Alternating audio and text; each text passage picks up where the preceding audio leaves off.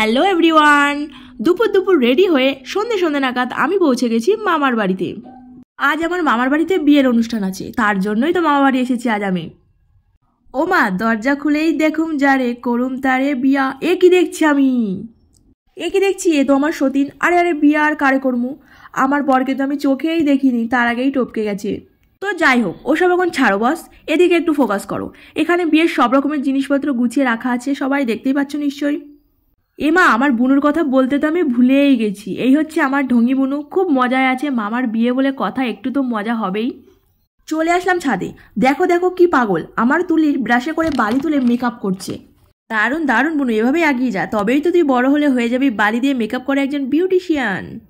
এতগুলো পান, ও মা, এগুলো দিয়ে আবার কোন কমে লাগবে শুনি? কি জানি বাবা, বিয়েতে কি শুধু পানি খাবে কে জানে।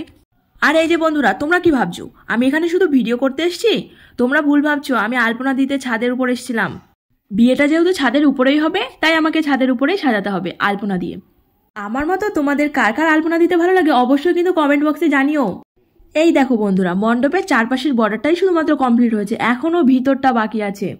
আমি আর বেশি দেরি না করে ভিতরটাতে আলপনা দেওয়া শুরু করে দিলাম।